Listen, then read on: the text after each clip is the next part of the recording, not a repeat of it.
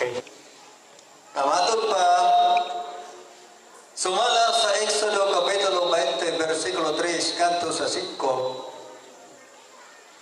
nga gidilig sa Dios ang pagsimba o mga Diyos-Diyos, pagbuhat o mga Diyos-Diyos.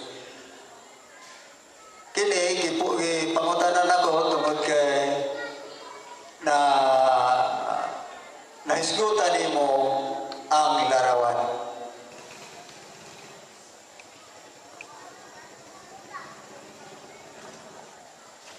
So, ang ako ang gitawag og tubag ana, sir. Kanang sa Exodo Kapitulo 20, versikulo 3 hangtod sa 5, tataw din ang niingon ang Dios, ayaw pagbuhat og mga Diyos-Diyos. Wala moingon ang Dios nga ayaw pagbuhat og larawan sa mga santos. Lahi ng Diyos-Diyos, lahi po na gitawag og larawan sa mga santos. Ang Diyos-Diyos, 1 Corinto Kapitulo 8, versikulo 4, nagrepresentar og mga butang na dili tinuod. Apan kadto larawan sa mga santos, nagrepresentar og tinuod. Og sa atong simbahan Katoliko, Santa Iglesia Katolika, Apostolika Romana, ang atong gibatunan dili larawan sa mga Diyos-Diyos, kung dili larawan sa mga santos. Mao na nakatumang pa sa gisuro sa Dios, ayaw pagbaton og Diyos-Diyos. Iwa magyutay mga Diyos-Diyos. Hinuon ang Dios ko ng sugo, pagbuhat og larawan sa santos. Ang atong simbahan Katoliko, nagbuhat ng larawan sa mga santos, kay pinaagi ni ana na ang presensya sa Dios. Next question, sir. Matod pa nila, asa mabasa sa Biblia nga nagtugot ang Dios nga magpabuhat og larawan. Mabasa na sa gitawag og Exodo Kapitulo 25, versikulo 18 hangtod sa 22, o sa 2 Kronikas Kapitulo 3, versikulo 6 hangtod sa 10, nga diin ang Dios nagpahimong larawan sa santos nga kirubin. Ang Dios mitugot nga bisag wa suguha sa Dios si Solomon kimabuhatan og larawan ang naa sa gitawag og templo. Unya mismo ang mga apostol kaniadto nagwagi nagbitbit og larawan.